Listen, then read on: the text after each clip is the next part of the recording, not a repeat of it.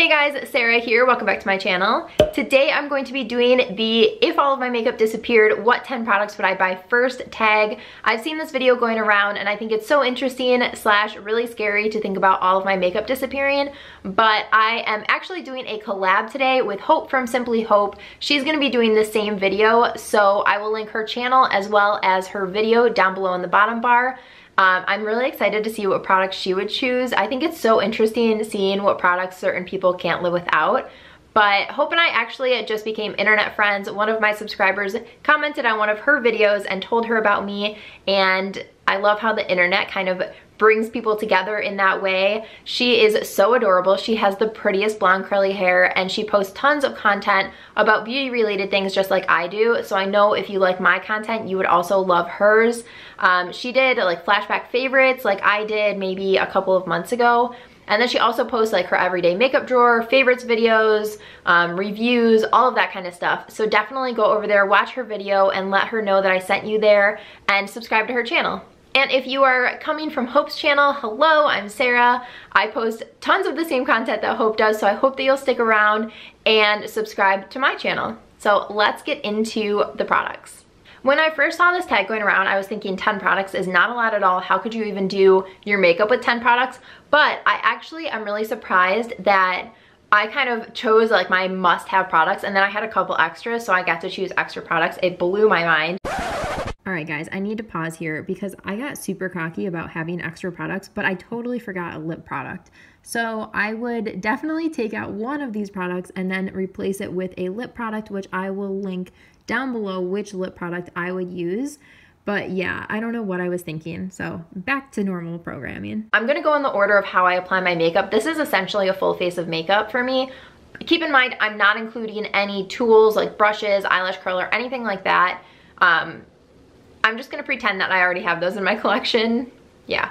So first up is the Origins Original Skin Matte Moisturizer with Willow Herb. I have to put moisturizer on my face before I do my makeup, and this one smells so freaking delicious. I mentioned this a million times before, but I love this. I love gel moisturizers for my acne prone slash oily skin. I think it doesn't clog my pores at all. It still gives me moisture, and it's just a perfect foundation for my makeup. Next up is primer, and I would go for the Dermalogica Hydro Blur Primer.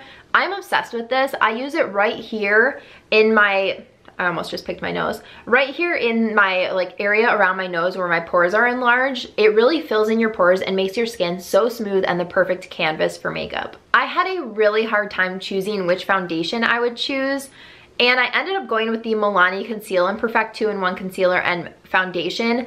I love this stuff. I love that it has a pump. The packaging is great. I like the price point. The shade range is terrible, but I just really love this foundation, and I like that it's full coverage, but you can use a small amount and it doesn't feel cakey and really heavy on your skin, but it is a full coverage foundation, so that means that I can skip any kind of a concealer, which I usually don't conceal my under eyes anyway, so that wasn't a big deal. But if I use a light to medium foundation, I like to spot concealer with a different concealer, and so with this I wouldn't need that.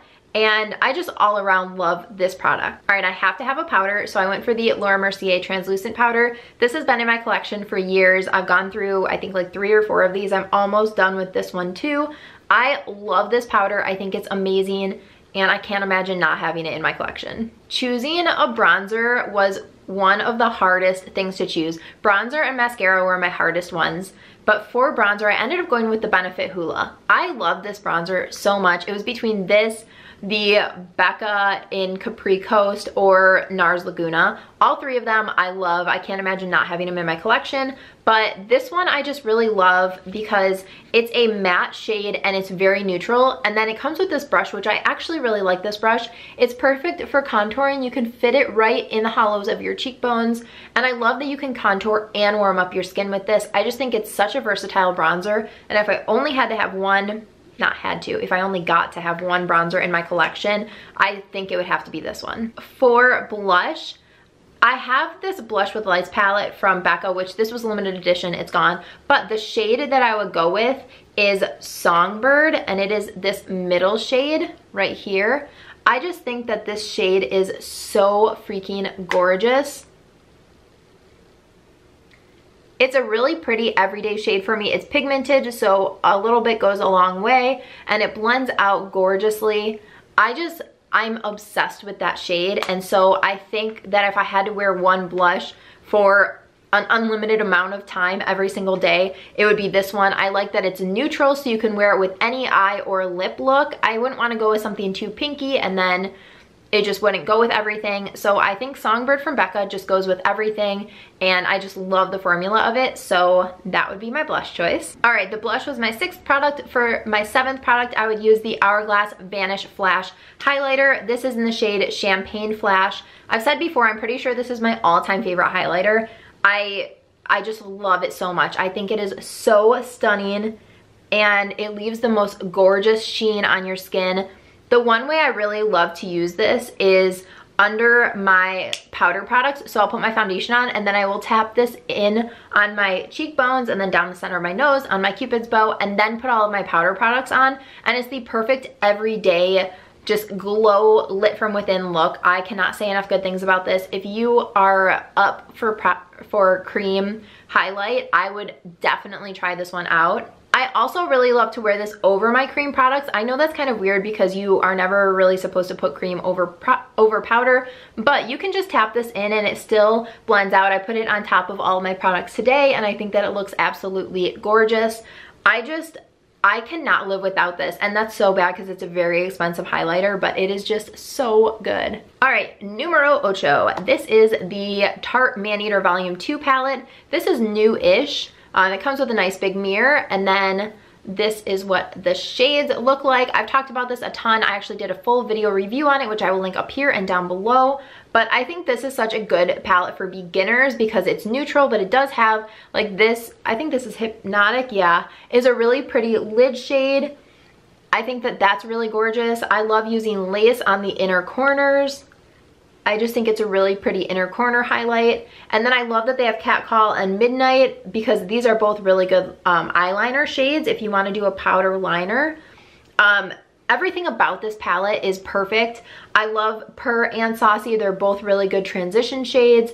There's just something in here for everything that you would need. And I think that if you're going to choose one palette, you should definitely choose a palette that is versatile and that you could use all the time while still getting different looks. All right, number 9 is an eyeliner. This is from Stila. This is the Stay All Day Waterproof Liquid Liner. I have talked about this a ton. I love it. It just stays in place. It's a matte liner. It's what I have on my eyes today. I can't get enough of this. If I had to choose one liquid liner to use for the rest of my life, this is what it would be.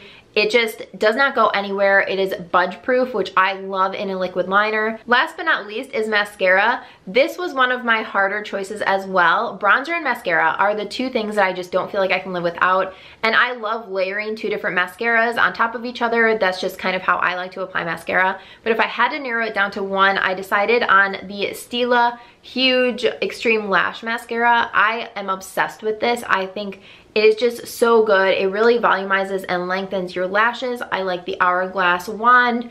I like the formula. I like everything about this. It doesn't dry out super quickly, so you do get quite a bit of use out of it. I just love this mascara, and I think it's a great all-around mascara. Alrighty guys, those are the 10 products that I would buy if all of my makeup disappeared. Fingers crossed that never happens, but yeah, I hope that you enjoyed this video. If you did, please give it a thumbs up and don't forget to subscribe before you leave so you don't miss any of my future videos. Thanks so much for watching. Bye guys.